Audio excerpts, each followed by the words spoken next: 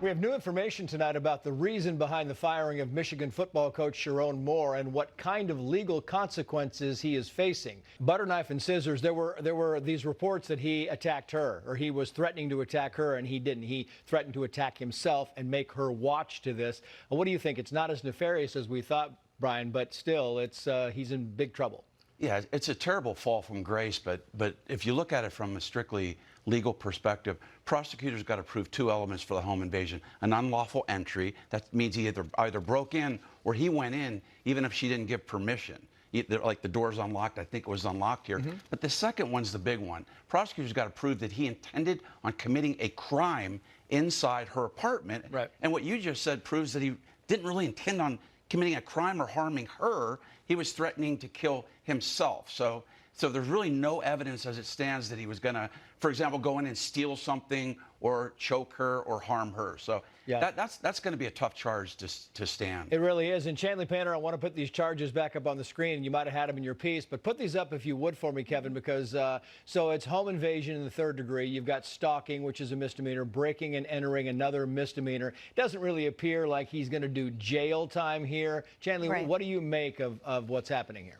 Right, especially with someone like him, he does not have a criminal history, someone that if convicted or if he does enter in sort of a plea, that would be taken into consideration in a potential sentence. You could likely see some long-term probation here.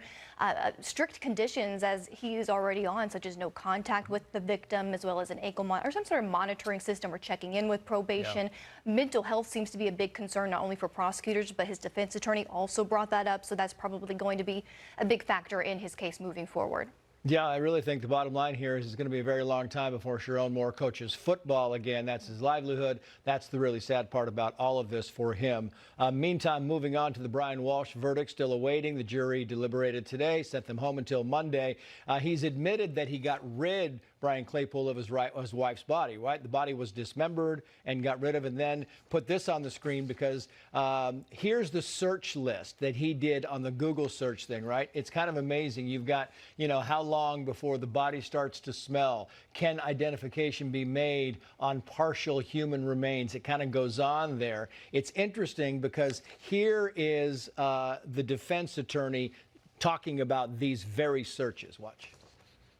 Look at all of those searches. Think of how they evolved. Consider how they go from one subject to another in rapid fashion. Searches conducted by a man that is in disbelief, in confusion.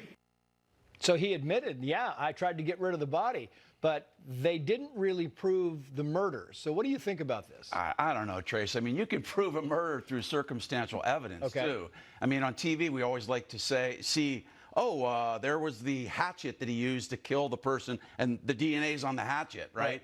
But here you don't have that. You don't have a body. But look, you've got this guy searching about how to hide a body or clean up a body, clean up blood. He went out and bought a hatchet as well. And then some of his DNA was found inside that bag that he allegedly put behind his mom's house. And then some of her DNA was found on that as well. So I think that will be persuasive to the jury in finding him guilty. But look, like we were talking about before, maybe this is a second-degree murder case.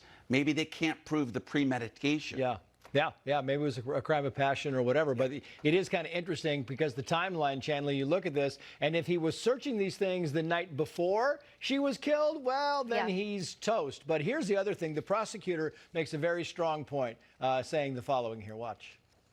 There are no searches of natural causes of death, sudden death, heart attack, aneurysm, stroke, or how to help your children when someone dies unexpectedly or goes missing.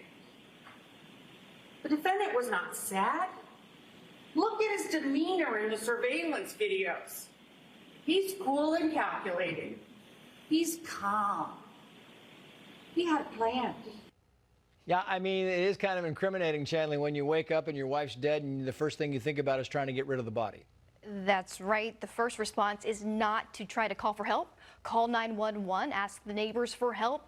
Google This sudden death syndrome, and like the prosecutor just said. So I think it's going to be hard for a jury to believe, suspend their common sense a little bit and say, you know, if I was in this situation, I'd be calling 911 if my wife is suddenly dead, not chopping up her body into pieces and distributing it all over in trash cans all over the city, Trace. So we shall see, but you are right. I think the defense is really trying or hoping that because there's not any of those incriminating searches other than searching for his wife's, the person she was having an affair with, there's nothing really before her death that would really pinpoint that he was planning this, but also we know premeditation can be formed in an instant, Trace.